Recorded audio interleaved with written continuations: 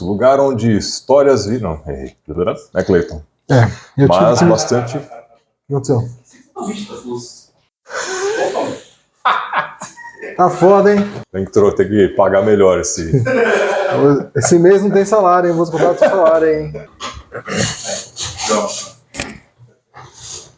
Pronto, podemos começar de novo? Está começando o Store Talks, o lugar onde empreendedorismo vira história e histórias inspiram empreendedorismo. Eu sou Felipe Bahia e no estádio de beisebol a melhor coisa que deve ter são os cachorros quentes. Eu sou o Cleito Quintino e não sei porra nenhuma de beisebol. No episódio de hoje falaremos sobre filmes, mais um da série Store Talks Filmes. E no episódio de hoje será O Homem que Mudou o Jogo, um filme estrelado por Brad Pitt. Uma história que não é tão óbvia como o último episódio que nós fizemos da história do McDonald's, mas também tem muitos insights de empreendedorismo aí. É um aí, filme, Cleiton? como eu te disse, é um Não filme entendo difícil de nada de assistir. Não tem nada de beisebol, foi um filme duro de assistir. Dormi umas 3 vezes no filme. Tá desestimulando o pessoal aí. Assim, se vocês gostam de empreendedorismo, assista esse episódio, mas não assista o filme. Porque é o que você disse, é muito... Não é óbvio. Não é óbvio. E o mais complexo, pra mim, assim, se fosse algo inovador no futebol, por exemplo, que é algo que o brasileiro tá mais habituado. Eu também não entendo nada de beisebol. Seria mais fácil de pegar Absorver o que o cara fez de inovador. Mas no beisebol, você entende pelo contexto, o pessoal chama ele de maluco, e é o que acontece com muito empresário, Sim, muito a mídia empreendedor, criticando, os fãs mídia, do os time, fãs, todo mundo. caindo em cima. E assim, você entende que ele tá fazendo algo fora da curva. E ao longo do filme você vai, porra, não sabia. Mas assim, quando ele começa a falar, você fala, tá, que besteira que você tá falando. Até você acaba criticando ele, fala, deixa de ser tonto, você tá inventando moda. O cara tava tentando inventar a roda, né? Não. É um processo altamente estabelecido ao longo de décadas, né? No processo de seleção de jogadores para um time de beisebol, né? E o cara vem com essa ideia maluca porque ele viu um cara que fazia estatística de jogo, de jogador. Sim. E aí ele começa a bater em cima disso aí. Mas, assim, até pra gente fazer um início aqui, apesar de já termos iniciado, eu anotei uma frase que aparece logo no começo do filme, antes de começar o filme propriamente, né? E eles exibem lá. Que é do personagem real que o Brad Pitt interpreta, Billy né? Bain. Billy Bain. É do Billy Bain? É Billy Bain. O Peter Brand é o estatístico. Isso, Billy não, na verdade, a frase é de outra pessoa, é de um outro jogador, inclusive, que é o Mickey Mantle. É inacreditável o quanto você não sabe sobre o jogo que você vem jogando a sua vida inteira. E, cara, às vezes eu já me peguei, assim, depois de ter lido essa frase, tentando analisar, né, tudo que eu já fiz dentro dos meus negócios. E às vezes parece que a gente não sabe o que tá fazendo mesmo, cara. Né? E... Pô, é difícil, porque você começa a cair numa real, fala, cara, será que é desse jeito mesmo? Será que eu fiz isso? Será que eu deveria ter feito desse outro jeito? Será que eu conheço onde eu estou inserido, né? E essa reflexão é muito válida. Quanto antes a gente faz, melhor, porque aí você começa a ter uma racionalização, né, do processo que você vai implementar na sua empresa. Sim. Porque, pô, sem saber o que é o seu negócio e tudo que envolve ele, você não consegue tomar uma decisão plenamente assertiva. E óbvio que é difícil você conhecer tudo, né? 100% é praticamente impossível. Mas ter uma noção um pouco mais ampla, isso é importante para que a gente possa tomar melhores decisões. E não simplesmente ficar tirando, pô, eu acho que é por ali. Não. Achar num negócio é um risco muito grande. Tinha uma máxima, não sei de quem é essa frase, da série Frases que eu cito que eu não faço a menor ideia de quem disse. Alguém disse isso pra mim, não faço ideia, que era assim: quem acha não sabe nada. E eu levo isso, porque quando o cara começa uma frase, eu acho, você fala, beleza, ele não sabe, é um parpite. Aqui em Piracicaba é parpite. E isso é muito real, porque isso aconteceu comigo. Você tá falando de negócios, e vamos trazer pra empresa também. Como empregado. Eu fiquei 10 anos numa empresa, dentro do setor fiscal de uma empresa, de uma multinacional. Porra, imposto, tá analisando imposto. Uma grande empresa. E quando eu saí de lá, eu falei, não, eu sou foda, eu sou um tributarista, eu conheço muito de CMS, conheço muito de PIS e COFINS, conheço muito de nota fiscal, conheço muito de muita coisa chata que ninguém liga. Mas todo mundo precisa. Mas todo mundo precisa. Aí eu entrei numa outra empresa, aí como consultor. Nos primeiros 3 meses eu só lia. Porque o dono falou assim, o que você sabe? Eu falei, eu sei de CMS, sei fatos geradores, tem um monte de coisa chata. Tá, então como você não conhece o mercado que você está entrando para consultoria, leia as respostas dos chamados que a gente faz, antigos, você vai ler a pergunta do cliente, você vai ler o contexto nosso, a base legal, você vai começar a absorver o que é esse segmento que você está entrando. Aí eu falei, caramba, não sei porra nenhuma, velho.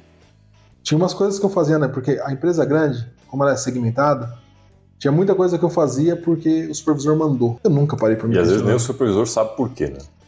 E aí, de repente, eu tava lendo nos processos, lá nos chamados, eu li uma pergunta que era uma dúvida recorrente lá. E eu falei, caramba, a gente podia otimizar o processo da empresa, em cada carregamento, agilizar 1 hora na liberação de um veículo. Cada carregamento, a gente podia agilizar 1 hora.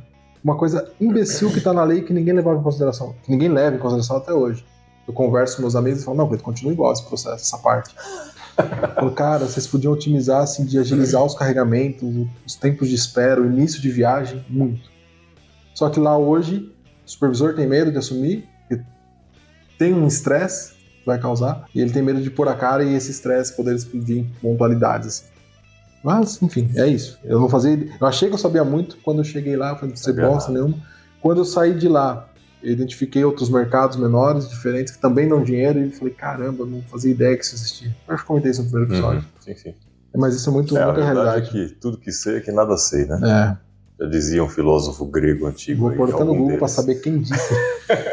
O computador fica aqui só para pegar as fontes, gente, para não tomar aí. Vamos lá. E essa história, cara, do Bill, né? Billy Bean. Ele era um jogador também, né? Ele era um excelente jogador na escola e tal. Aí os olheiros foram lá, identificaram ele. Isso aí mostra alguns trechos no filme. Isso eu achei muito ruim no filme. É um negócio legal, era uma sacada interessante para ele desenvolver, mas eles fazem muito subjetivo, sabe? É que não era o foco. Aquilo lá, na verdade, durante o filme aí, não tem muito a ver com o episódio, mas, bom, que de certa forma talvez até tenha, né? Porque é o que talvez tenha impulsionado ele a ser o que ele se tornou. Ele questionar mais. Mas era a dor dele. Sim. De ele ser um excelente jogador, né? Uma promessa. Uma promessa, um cara que tinha múltiplas habilidades, coisa que a maioria dos jogadores de beisebol, quando tem no máximo 2 ou 3, ele tinha, acho que... As 5? 5, alguma coisa assim. Eu acho que ele comenta que são 5 habilidades que eles olham, ele tinha 5. E aí ele foi chamado pelos olheiros, né, para participar dos processos, foi selecionado para algum time e no fim ele não conseguiu. Não virou nada. Porque aí mais pro final, a gente deixa o porquê pro final, né? Até anotei aqui que é um negócio muito interessante. Mas essa é a dor dele que leva ele a ser o gerente geral do time, era do Athletics Ace, né? Oakland A's, né, que é os Atléticos lá. E é um time pequeno, com um orçamento muito restrito, né? Então ele tinha que fazer milagre para conseguir extrair do time um bom jogo. E o melhor jogador que eles tinham tinha acabado de sair do time. Essa história ela é relativamente recente, né? É uma história de 2001. Sim, né? Bem novo. E é fato real, né? É um fato, né? E tem até um número aqui muito interessante também, logo no começo do filme, né? Que o orçamento do Oakland A's em 2001, nas eliminatórias de 2001, era de 39 milhões e uns quebradinhos. O do New York Yankees era de 114 milhões, o orçamento que eles tinham. Isso era muito discrepante. Em algum lugar eu vi, eu até anotei aqui que era 30% do orçamento. Você pensa, está competindo com um cara que é muito mais rico. Para quem gosta de futebol, é o 15 de Piracicaba tentando brigar com o Flamengo e Palmeiras hoje, que são os times mais ricos hoje no Brasil no futebol. É complicado. Mas essa é a vida do empreendedor que está começando, cara. A gente está com pouco orçamento para começar um negócio, não sabe direito se você contrata um auxiliar administrativo ou se você bota um vendedor. Né? É difícil. Você tem um orçamento limitado e você precisa fazer sua empresa funcionar. Sozinho é difícil. E o fator do time ali que o time do Oakland tem, muito, que eles reforçam muito no começo, que o Billy brinca, ele fala assim, a gente virou um celeiro A gente fabrica o jogador e quando ele estoura, a gente perde. A gente vende ele, né? Isso acontece no futebol brasileiro. Sim. E hoje o Brasil é um exportador de jogador. E acontece com empresa. Porque você contrata porque o pequeno empresário, ele não tem condição de contratar um especialista. Não. Eu não vou contratar um administrador, eu vou contratar talvez um estudante de administração, auxiliar, estagiário, ensinar ele por a mão na massa, explicar para ele, vou ter que dar acesso a muita informação, porque é uma empresa pequena, eu tenho que colocar muita coisa na mão dele, então o cara vai ver custo, o cara vai ver lucro, o cara vai ver margem. E quando esse cara domina isso, ele manda 2, 3 currículos, bate um papo com uma multinacional e vai embora. Acontece, não tem o que fazer. Isso é uma realidade, não é do Brasil, né? Não, é mundial. Eu acho que é natural de qualquer mercado. A pessoa começa num determinado trabalho, ela evolui, ela quer crescer, ela quer ganhar mais. Aconteceu com você. Né? Você contou a sua história no primeiro episódio, até volta lá no primeiro episódio e conheça a nossa história. Né? Bota o negocinho aqui. Sempre quis fazer isso. E é natural, porque a maioria, não vou dizer 100%, porque tem gente que também não tá acomodado. Né? E tudo bem, não quer. Mas a maioria das pessoas, elas querem evoluir, elas querem crescer, querem ganhar mais. Né? E é natural. Então a pessoa aprendeu um pouquinho aqui, viu uma oportunidade numa outra empresa, às vezes é concorrente, às vezes é de outro segmento, e abriu uma vaga, ela vai. Né? Para ganhar R$100 a mais. R$100 a mais. Hoje não R$100, porque R$100 hoje não vale mais nada, né? Cara, mas eu ouso dizer, entendo, mas eu ouso dizer que um cara que ganha 1.200, um salário, 1.300 hoje, um salário mínimo, R$100 para ele é diferente.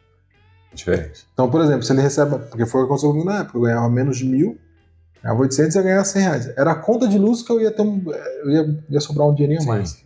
Então, assim, pro cara que ganha 1.000, 1.200, salário mínimo, ele faz diferença. Sabe por quê? Porque na minha época eu lembro que meus colegas todos faziam bicos para trabalhar no final de semana para ganhar 50, 70 conto. Trabalhava de segurança, fazia bico de segurança para ganhar R$50 à noite, à madrugada, trabalhava em rodeio. Depois que o cara puxou uma faca da botina, eu parei. Falei, não, chega, não vale 50 conto isso. Vamos apartar uma briga e tinha esse rolo. Mas acaba valendo, assim. Sim. Essa faixa inicial de salário, eu tenho que parar de fazer isso. Essa faixa inicial de salário, qualquer coisinha você perde um funcionário bom. Por isso que é aquilo lá que você tem que instigar a pessoa a comprar a ideia da tua empresa, para ela se sentir parte do projeto. E você, como empresário, empreendedor, também acolher ela e mostrar que existe realmente uma oportunidade. Não iludir também, né?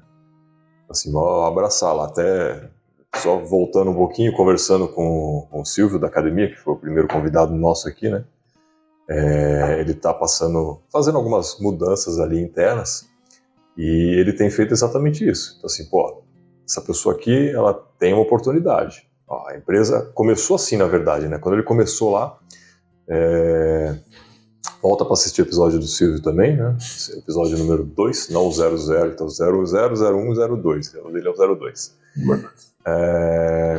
Quando ele começou, ele tinha assumido o negócio ali, né? Fez a negociação com o antigo proprietário e chegou para a equipe dele assim, gente, não tenho como pagar um excelente salário, mas se vocês firmarem aqui comigo, eu vou fazer de tudo para que a gente faça a empresa crescer e todo mundo cresça junto, né?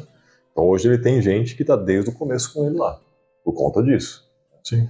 Mas a oportunidade tem que ser real. E a pessoa, o empreendedor, ele tem que botar a cara a tapa também, não é só jogar o povo lá e dane-se. Sim. Né? Vamos lá, tamo junto. Precisa disso aqui? Vou lá, tô aqui. Ele mesmo ele fala que ele ficava lá, sei lá, das 7 da manhã até 10 da noite. Sim. Né? O começo não tem jeito. Então empreender é isso, né? Mas voltando aqui pro episódio... O homem que mudou o jogo. O homem que mudou o jogo. Ele realmente mudou o jogo, né? Porque depois...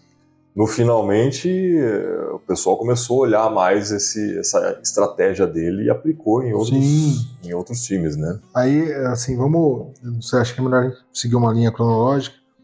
Mas o mais interessante é que o Billy, ele não foi o cara inovador na ideia. Ele comprou a ideia. Ele comprou a ideia e aplicou. Aplicou pro time, né? A ideia, assim, não foi ele que falou assim, não, vou pensar nisso. Era um livro que tinha sido escrito por um outro estatístico, e aí quando ele vai negociar com outro time, o Peter Brand, que é o estatístico desse outro time, fica recusando os jogadores. Que também não entendia nada de beisebol. Também não entendia nada de beisebol, só de estatística. Ele fez economia em Yale. Exatamente. Aí ele olha assim, daí o Billy, que é o gerente, ele começa a perceber o seguinte, que ele oferece um jogador pro gerente do outro time, e o gerente consulta o estatístico e diz, não, esse cara não. Aí ele vai e nega. Mas esse cara é bom, dá pra ganhar dinheiro com ele. Não quero. Quando acaba a reunião, ele fala, viu, por que você me boicotou?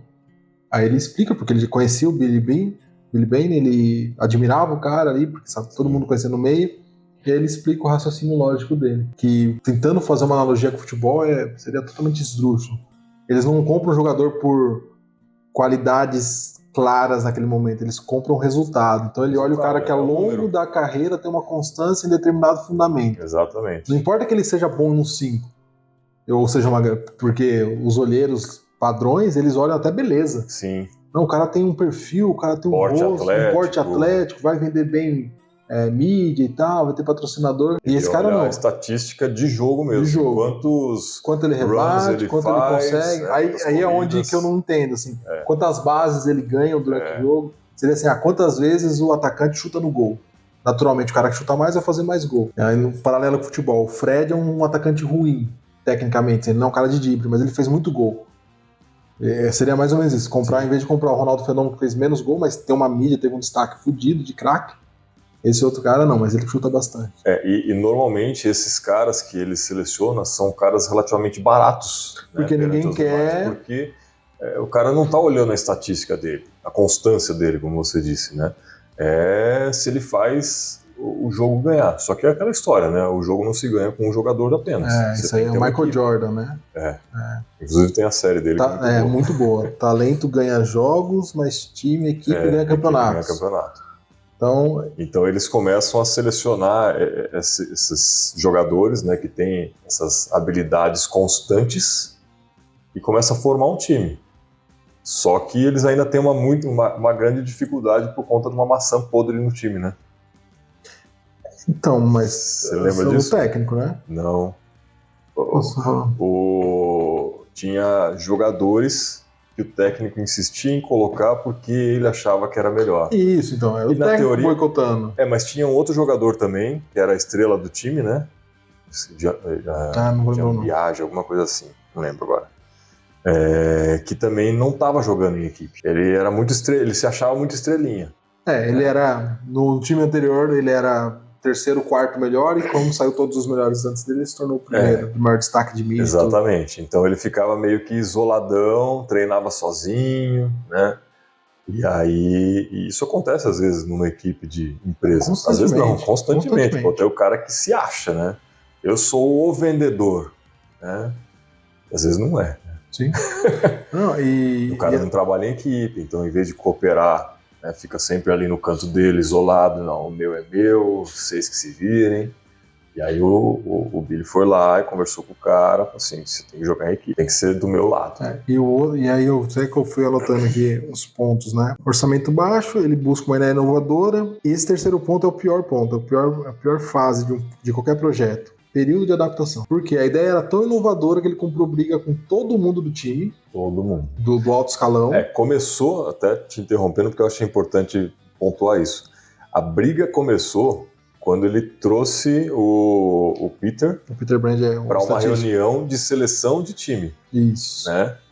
E aí o Peter estava dando as opiniões dele lá, que na verdade o Billy apontava, só apontava para ele, né? Assim, explica. Alguém fazia uma pergunta, ele apontava pro Peter. Aí o Peter respondia na lata, assim, meio que sem jeito, porque ele também tinha acabado de chegar, fazia 2 dias que ele estava ali. E era um moleque no meio de velhos. E aí é um moleque no meio de velhos, um monte de dinossauro, achando que sabe tudo. Mais uma vez, eu acho que eu sei, né? Porque a gente faz assim desde sempre. Porra, o sempre já foi, cara.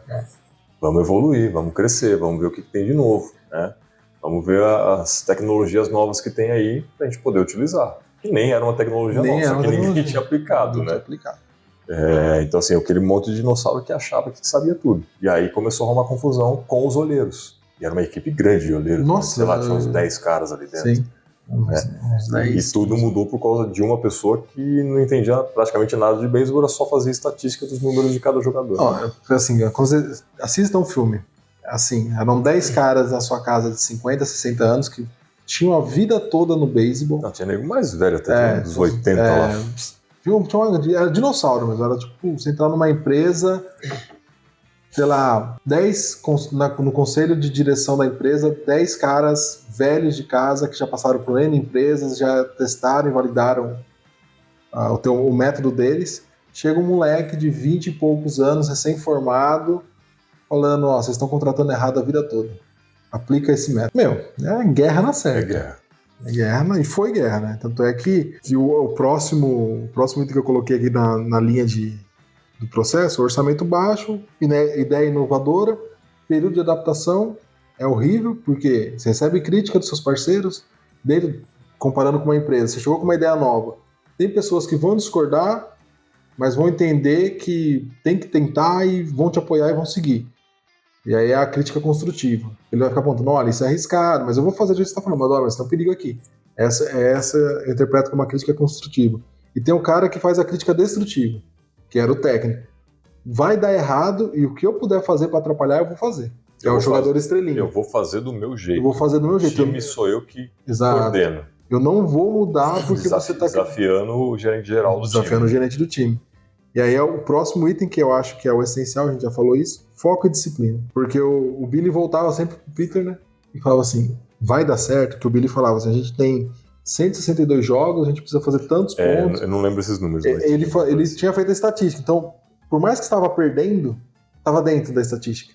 Estava perdendo quando podia perder. Imagine, e aí a mídia tirando sarro, o torcedor tirando sarro. Todo mundo criticando o cara, malhando ele, né? Literalmente. Ele foi humilhado, né? Pelo general manager do Cleveland, né? Que era um time grande.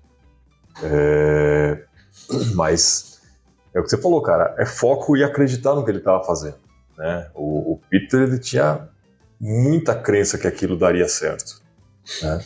E aí quando o Billy pergunta, né, você acha mesmo que isso vai dar certo? O cara nem titubeou, né? Sim. E tem uma coisa também que eu acho engraçado isso, que é a questão inovadora.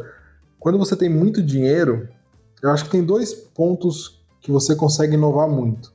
Quando você tem muito recurso, porque aí você pode se dar o luxo de perder dinheiro, e quando você tem pouco recurso. Sim. Por exemplo, no contexto do filme era assim, ele tinha perdido as maiores estrelas do time. E aí ele começa a fazer uns comparativos de salário, ele perdia o jogador porque ele oferecia tipo 7 milhões por ano, e o outro time oferecia 40 milhões por ano. Ele não tinha como competir com ninguém. Então, assim, são os 2 extremos. Quando você tem muito, é muito fácil, porque você pode tentar e perder e gastar dinheiro. Quando você tem pouco, deixa eu montar uma frase ruim do meu irmão que era essa: tá no inferno, abraço capeta. Eu vou perder esse campeonato no próximo ano de qualquer jeito.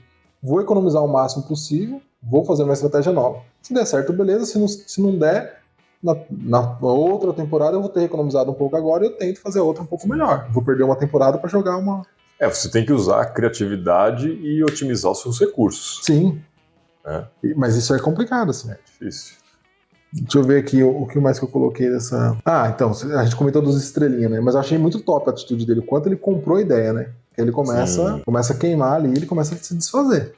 O que acontece, né? Com o técnico forçando colocar os jogadores que os melhores, não queria, né?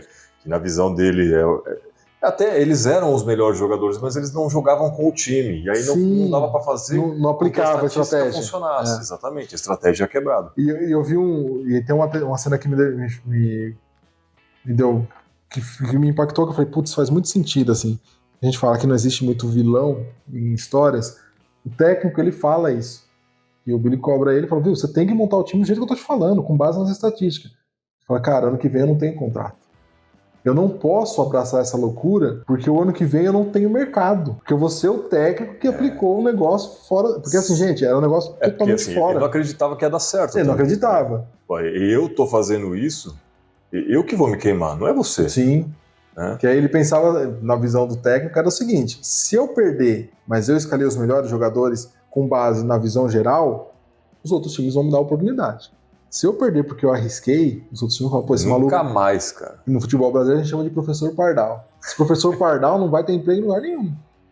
Ficou inventando um modo lá, nunca mais. Exatamente. Então, assim, cada um tava vendo o seu, né? Não tava tão assim, foda. Aí o Billy tomou a atitude, né, pra fazer o negócio funcionar do jeito que ele queria, né? Sim, eu achei fantástico. Quase em cima da hora do jogo, né? Faltava poucas horas pro jogo ali. É que a gente já tá indo quase no final do filme aqui, né? Mas eu acho... por isso que eu tô falando que esse filme, ele é meio... Ele é estranho. Porque tudo isso que a gente comentou até agora foi o desenrolar do filme. Sim. Porque ele tem o processo de ter uma ideia fora do padrão, todo mundo bate pra caramba, aí além de bater começam a puxar ele pra baixo, dentro do próprio time, e aí é onde ele começa a ter as atitudes drásticas, né? Tem alguma coisa antes disso que chamou bastante atenção ali que você coloca? Em termos de negócios, assim, cara, realmente, assim, é que eles vão forçando a dramatização para que esse conceito se crie, né? Sim. Pô, o cara tá fazendo realmente uma loucura. Que maluquice é essa, né? Contrata um estatístico, um economista, né? Nem estatístico, mas tá dentro ali. Que faz análise de jogo. O cara...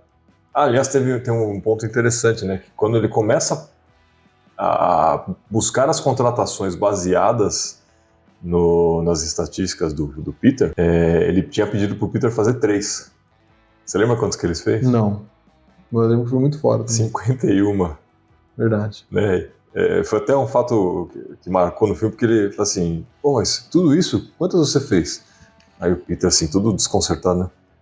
Eu só pedi 3, quantas você fez? Eu fiz 47. Não, eu fiz 51, eu não sei nem por que eu menti. Se fosse um time de... É como se essas 4 a mais fosse fazer alguma diferença. Já fez uma maluquice aí. Né? E eles analisam aquilo lá e começam a fazer as jogadas ali. Mas você fez uma pergunta, agora eu lembrei de um ponto importante, né? Quando ele começa a fazer as negociações para fazer as contratações das pessoas que ele queria, isso foi sensacional, cara.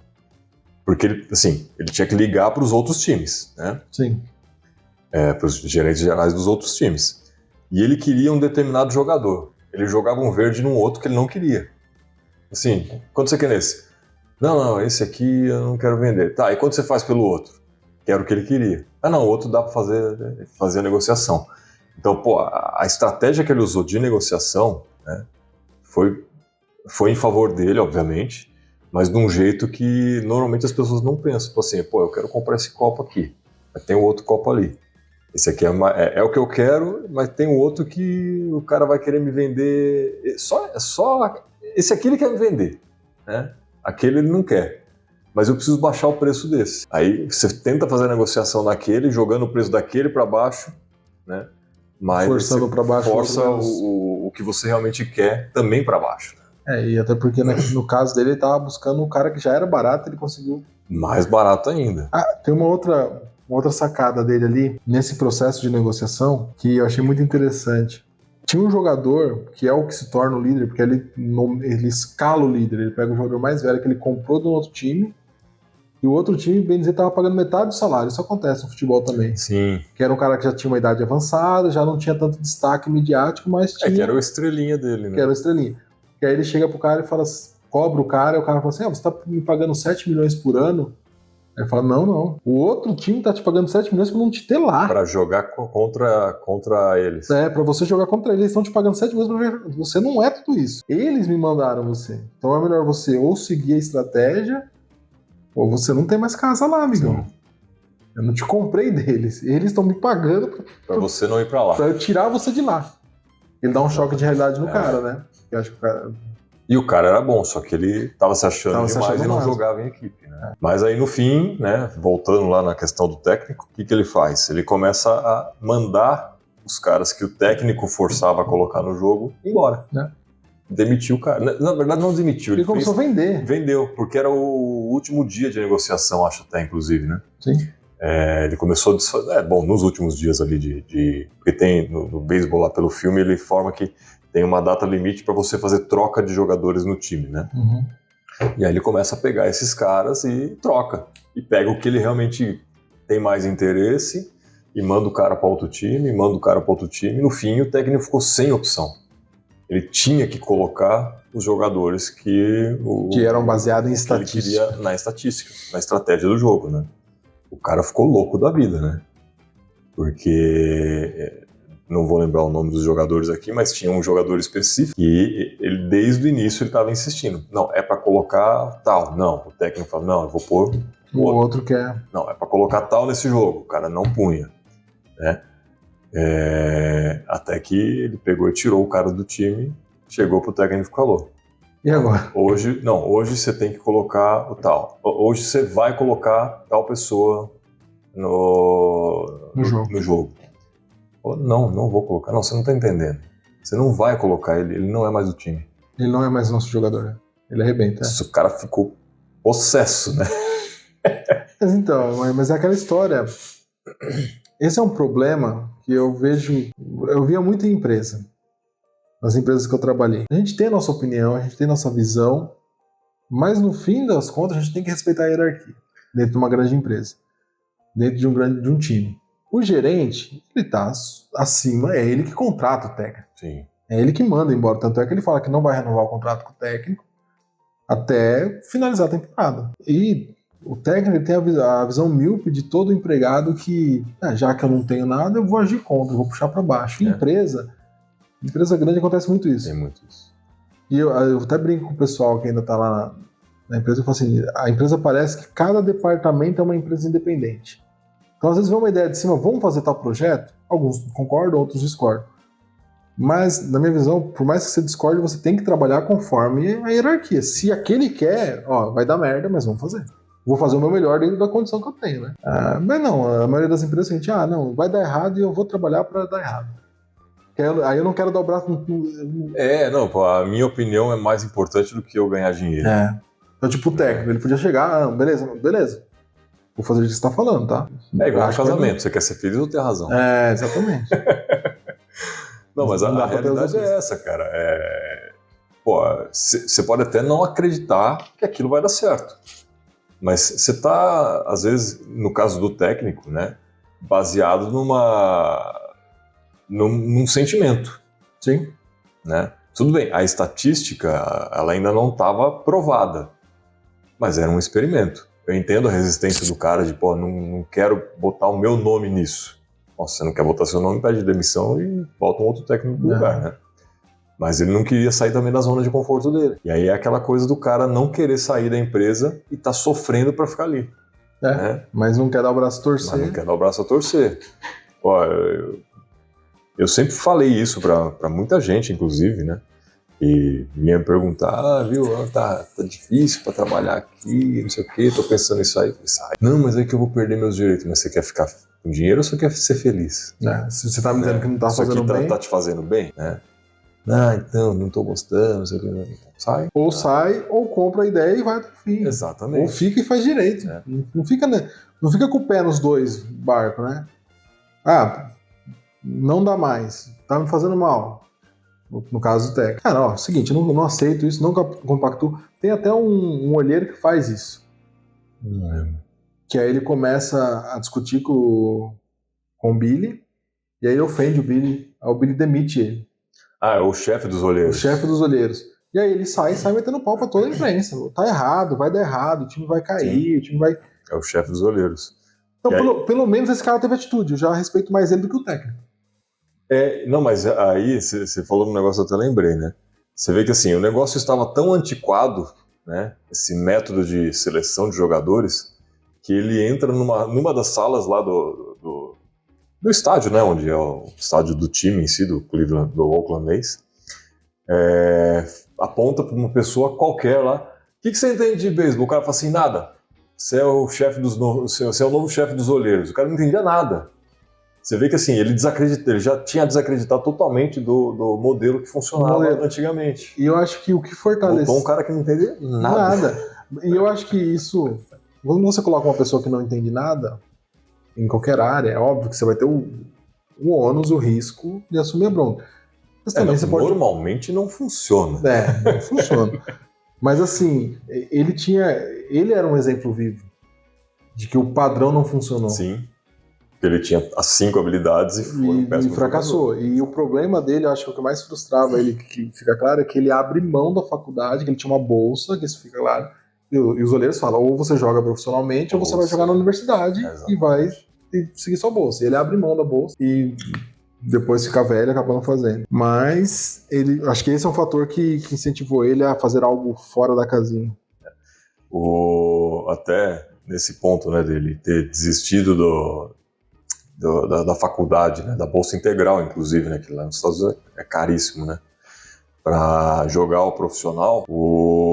Aí ele passa lá, faz os treinos. Nos treinos ele até que não vai mal, mas aí ele vai para o time profissional mesmo, né. E no processo de seleção, isso no basquete também é assim, porque naquele programa na série do Michael Jordan. Eu esqueci o nome em português. Arremesso final. Arremesso final, isso. O processo de seleção é muito parecido também com o de beisebol, né? Então tem as rodadas lá, que é os drafts que eles chamam, que vai selecionando os jogadores. Então, o melhor time tem direito a escolher primeiro e vai na sequência, né? E aí vai passando as rodadas. E aí o Billy pergunta pro Peter, né? Depois de uma conversa que tá só os dois lá, que já tá aquele clima pesado pra caramba, e por conta do emocional do Billy, né? Assim, você teria me escolhido na primeira rodada? Aí o Billy primeiro fala que sim, pra não magoar os sentimentos do cara. Assim, fala a verdade, você teria sido escolhido na 9ª. Então o cara teria ficado lá pro final, coisa que os olheiros pegaram o cara como se ele fosse o melhor jogador da temporada, né? Ele foi porque as estatísticas dele não eram boas, ele não era constante, né? Sim. Apesar de ter todas as habilidades, ele poderia ter melhorado isso. E aí tem um ponto que vou revelar mais pra frente. Quem quiser dar um pause e assiste o filme inteiro agora.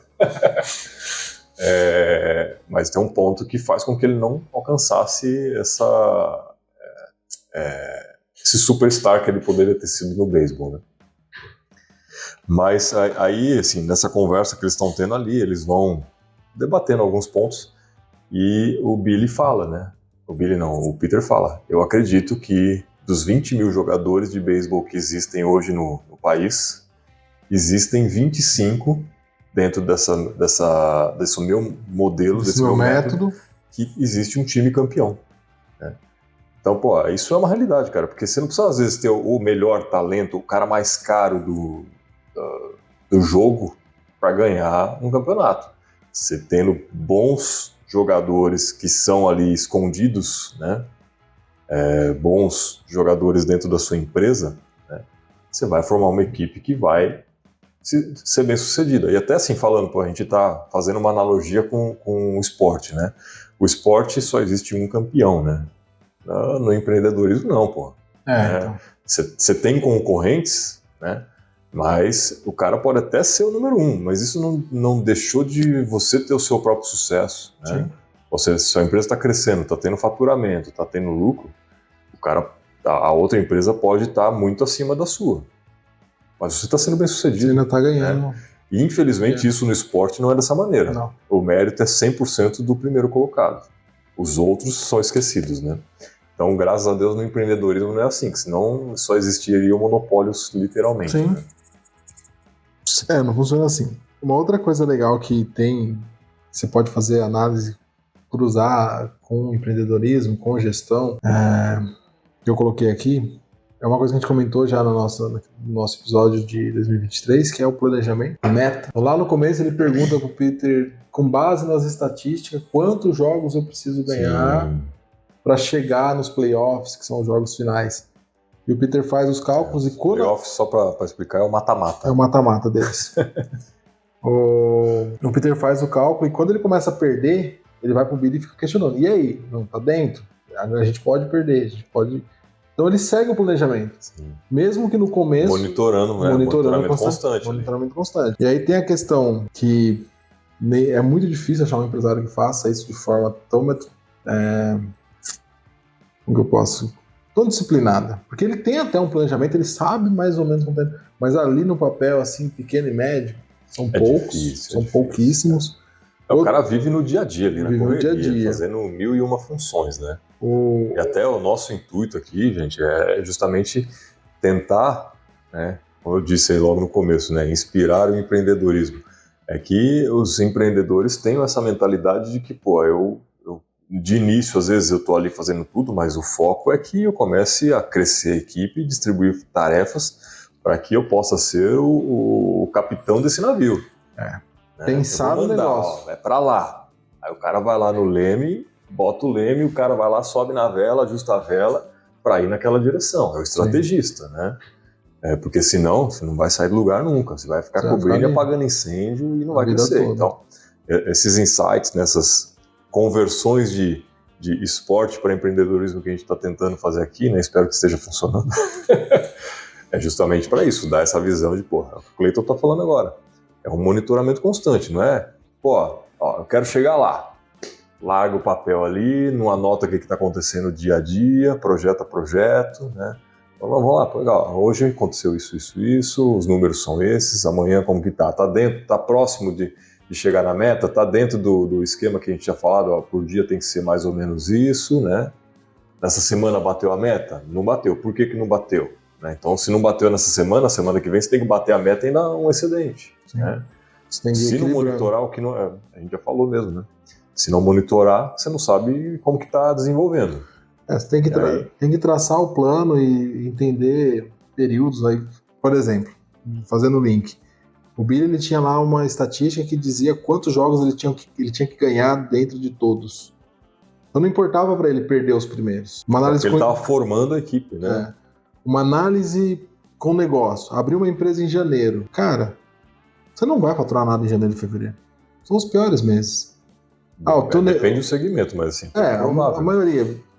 Se pensar assim, de loja, eu tô falando de comércio de rua, né? De rua.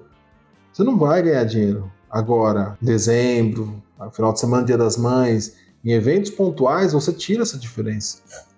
É onde você tem que ter a constância. Sim. Eu sei que janeiro eu não vou faturar muito. Ainda mais um negócio início, ele é mais complicado ainda, porque você não faz ideia de quanto de estoque você tem que ter. Você não faz ideia do quanto tem que vender em janeiro. Então você vai abrir uma empresa, se você não tiver capital ou da onde tirar recurso para segurar as pontas do negócio, você vai fechar a loja com 3 meses, isso não quer dizer nada. Não quer dizer que você cometeu erros, mas dentro de um planejamento longo tá dentro. Eu vi em Rio das Pedras, lá mesmo, estava conversando com um comerciante outro dia, e ele me falou, a loja abriu aqui, uma loja de brinquedos. Abriu em setembro. Não, outubro, novembro, dezembro. Abriu em meados de junho. Ficou junho, julho e agosto. E fechou. Ficou 3 meses. Uma loja de brinquedos. Outubro é o mês das crianças. O cara tinha que ter aguentado um mês. Natal é um mês que vai ter presente. Ele abriu nas férias escolares. E eu acho que tá certo você abrir nesse período que não tá no pico, para você ir sentindo, para você trabalhar com calma fornecedor. Que ele tivesse capital de giro para segurar minimamente até 6 meses ali. Até o Natal. Porque aí ele chegava ali, ele ia conseguir provavelmente segurar mais um período. Né? Segurar mais um período, gerar caixa. Pô, você abriu um planejamento mesmo, né? Sim. Então, assim, se você não começa um negócio com dinheiro ali, eu digo assim, às vezes você não tem dinheiro, e aí tem uma certa resistência de, eu não quero pegar empréstimo para segurar o meu negócio. Ok, não é o melhor dos mundos. O ideal seria você ter lá R$1 milhão e começar a brincar. Não é a realidade. Mas se você tiver de onde tirar, você fala, pô, eu tenho que segurar isso aqui 1 ano para eu conseguir olhar 12 meses e falar, não, legal, o negócio é rentável, eu tô pagando investimento, ano que vem eu começo a ter lucro. Beleza? Ou até arrumar um sócio. Ou até arrumar um sócio. Que foi o que Billy fez. Né? Sim. Porque ele queria comprar um jogador específico, né? E o dono do time não queria mais disponibilizar dinheiro. E aí ele entrou como sócio no jogador. O que ele fez? Pô, se ele tava, na verdade, quem estava no telefone foi o Peter, né? Ele que estava negociando com o dono do time. E aí ele pegou e falou o seguinte, ó, se ele chegar em tanto, eu coloco o restante, eu coloco do meu bolso, mas a hora que a gente vender, eu fico com a diferença. Né? Então o cara entrou como sócio, nada impede, pô, você tá precisando às vezes de caixa, tem alguém que está disposto a investir no seu negócio, coloca o cara para dentro. Né? Eu já vi, assim como foi com o Billy, né? Eu já vi funcionário entrar de sócio na empresa porque a empresa estava tendo dificuldade. Né? E o cara, funcionário, tinha dinheiro e o dono da empresa não tinha. Entrou como sócio, fez a empresa crescer e dali para frente foi bem. O cara chegou a comprar a empresa, inclusive, né? Isso é uma história de um fisiculturista, inclusive, que é o Cariani. O Cariani, ele fez verdade. isso. Ele era funcionário da empresa, comprou a empresa e tá aí. E assumiu isso existe até hoje. Comprou, entrou como sócio, depois comprou o restante da empresa. Então, assim, existem opções. Né? Às vezes a gente está tão bitolado, assim, até por conta do desespero, que a gente não enxerga esse leque. E é por isso que às vezes é importante, né, ter um consultor, procurar alguém que tem uma visão de fora. Isso ajuda muito, cara. Né? Ajuda bastante mesmo. Porque quando você está dentro, eu costumo... A maioria dos empresários que converso, principalmente esses que passaram por aqui nos programas, a gente sente que a empresa deles é um filho. Eles têm um carinho, eles têm uma atenção, eles têm um amor. E às vezes falta olhar para teu filho, não é tão bonito assim. Ele não é lindo. Tem algumas falhas aqui, tem algumas falhas ali. O consultor faz isso, né? Sim. Se você tiver maturidade... O pior é que às vezes o filho não é bonito e também não tá com saúde, né? Exato. E às vezes a pessoa tá tão apaixonada, ela quer tanto que dê certo que ela não enxerga isso. Mas também são pessoas e pessoas. Tem pessoas que são mais abertas a receber uma crítica, que entende que isso é para alavancar o negócio, e tem outras pessoas que não aceitam. Aí, normalmente, esses acabam quebrando. Sim, exatamente.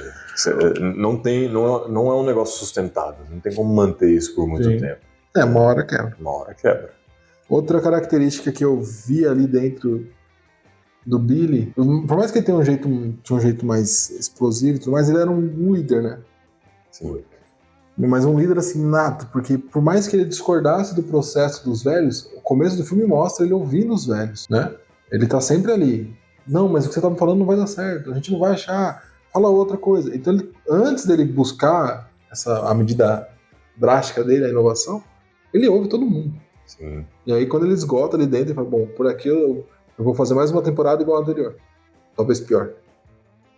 Até nesse momento do começo, né, que ele tá tentando fazer essa revolução lá dentro, até anotei aqui, né, assim, o pessoal tinha um pensamento muito medieval, até escrevi desse jeito. Eles estavam fazendo as perguntas erradas, né? Não é qual jogador é melhor, não é se aquele jogador tem essa habilidade. As perguntas eram outras, né? Que era o time, né? O time tem capacidade de chegar lá? Porque não adianta ser, é o que a gente está falando desde o início. Não são jogadores pontuais que vão vencer o campeonato. Sim. Né? Então era para montar um time conciso. Então as perguntas que estavam sendo feitas ali estavam erradas. E a gente faz isso no dia a dia das empresas. Às vezes você está olhando para o seu concorrente em vez de olhar para você e para o mercado. O meu concorrente está fazendo aquilo. Vou fazer igual. Por quê? Faz sentido? Faz sentido. Porque às vezes o concorrente está fazendo aquilo porque a estratégia dele é aquela. O mercado de investimento tem muito isso.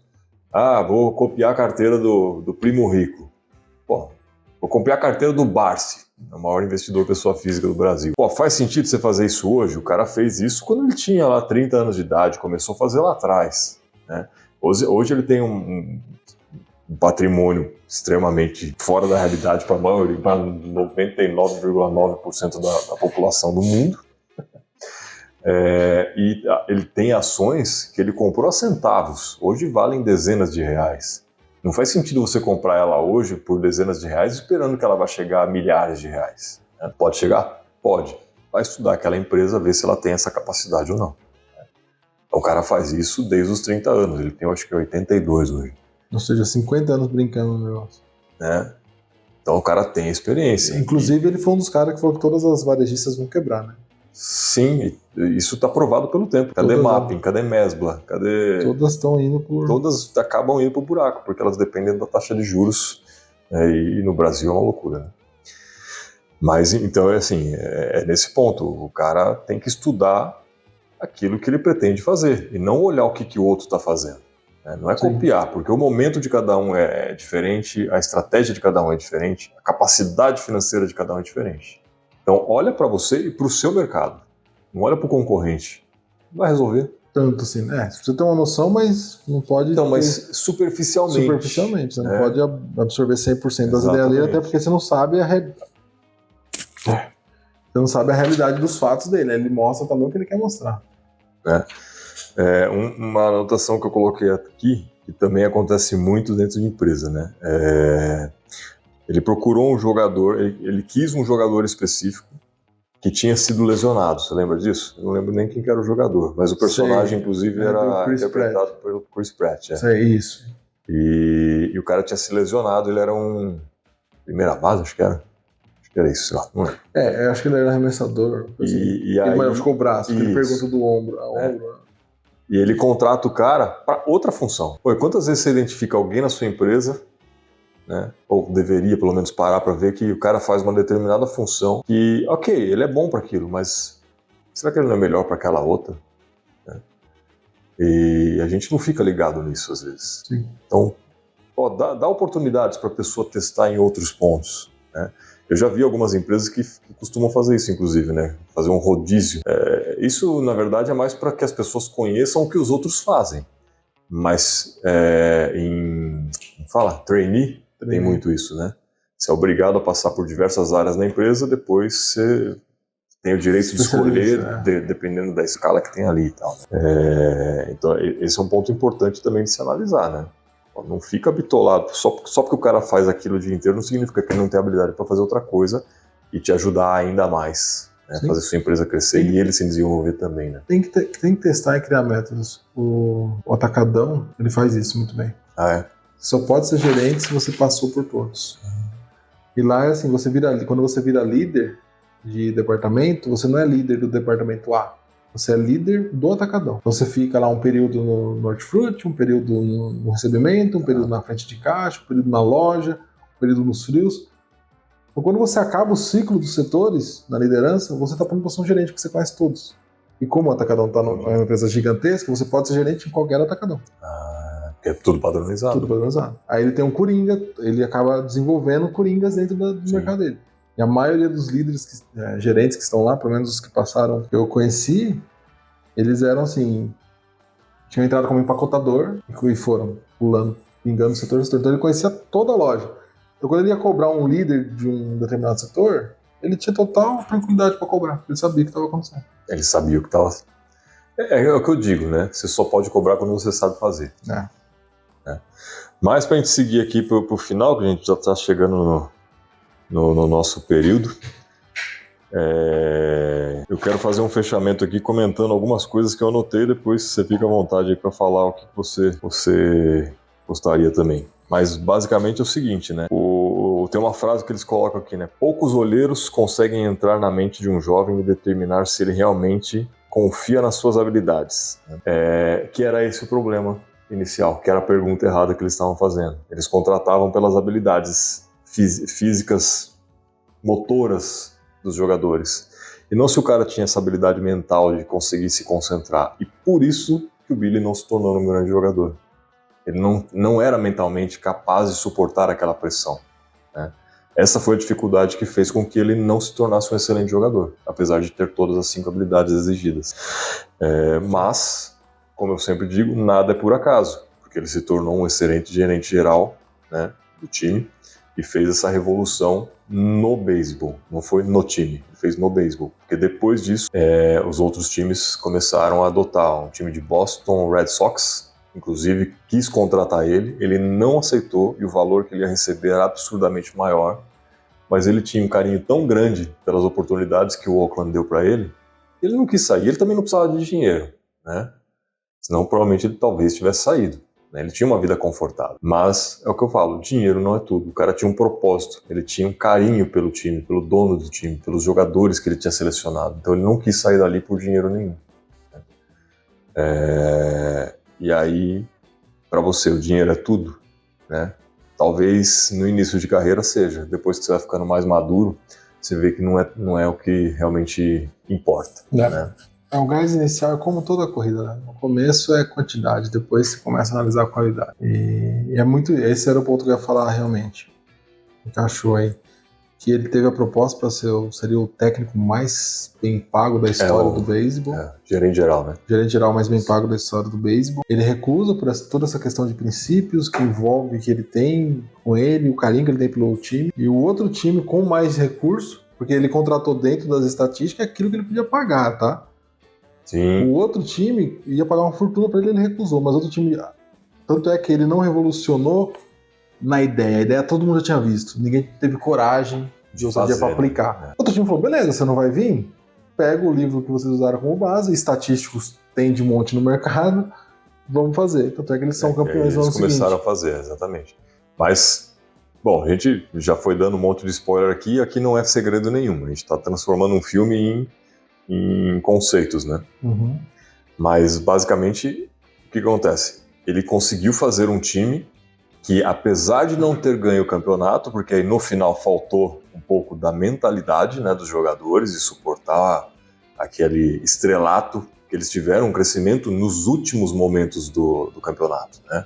Eles começaram a ganhar e subir dentro da escala, foram para os playoffs ali, né, para o mata-mata. No fim, eles não ganham o campeonato ali. Mas a evolução que eles tiveram por conta dessa estratégia, cara, fez com que o Red Sox aplicasse isso nos próximos anos e ganhasse o campeonato. No ano seguinte, o time adversário que tinha mais recursos ganha. Utilizando essa estratégia. Usando a mesma estratégia, acaba sendo campeão usando uma estratégia barata. Então, para o cara que já tinha muito dinheiro, aplicar essa estratégia foi muito melhor. Economizou muito dinheiro. Eu não consegui achar, como o beisebol não é tão difundido no Brasil, você não acha hoje na mídia brasileira reportagem sobre. Mas na época que ele implantou a estratégia, ele ganhou ele teve 20 vitórias consecutivas, que foi a maior sequência de vitórias no beisebol até então. Então, não sei se é o verdade, atual. Na época ele bateu o recorde de vitórias consecutivas. Que era algo assim que ninguém acreditava, porque não é que ele bateu o recorde que o anterior era 19. Ele bateu o recorde anterior era tipo 11, 12, alguma coisa assim. Não, acho que era 19. Era 19 mesmo? Faltava uma pra... Era... Ele empatou e depois ele fez a 20ª e foi... Mas aí a diferença é assim, o primeiro recorde foi em 80, 70, foi muito tempo, 20 anos antes. Então assim, ele inovou todo um mercado, né? Um custo baixíssimo. Ele conseguiu transformar algo, né? Isso é interessante que mostra... Chegar numa final de qualquer campeonato é um grande feito, mas todo time ele tem uma limitação e ele enxerga isso no começo do campeonato. No futebol tem muito isso. Então o cara tem lá um orçamento de sei lá, 50 milhões. Aqui hoje tá muito mais... Mas ele fala, com 50 milhões eu tenho que chegar até a semifinal. Com o meu orçamento eu tenho que ficar em 10º. Com o meu orçamento eu tenho Ele sabe até onde ele pode ir. Todos, por mais que os dirigentes cheguem na mídia e falem, não, a gente vai ganhar. Eles sabem até onde eles vão. E bom que aquilo que eu disse, né? No empreendedorismo, né? Não tem essa disputa. Porque você não vai tirar. O primeiro colocado não tira o troféu do segundo. O segundo tá muito rico também. Sim. Exatamente. E o Billy, esse time mudou o jogo de fato, porque ele chegou numa final com um cara com 30% do orçamento do adversário. Então ele foi muito mais eficiente. Então é isso, pessoal. Gente. Se gostou ou se não gostou, curta, comente, compartilhe. Espero que tenha gostado. Deixa aí um comentário pra gente, a gente vai responder todo mundo. Siga-nos nas redes sociais, no Instagram e no Facebook como @store.empreenda, no YouTube como @storetalks e nas principais plataformas de podcast. E semana que vem tem mais? Semana que vem tem mais. Aí semana que vem é pizza? Semana que vem acho que é pizza, hein? Show de bola. Até mais.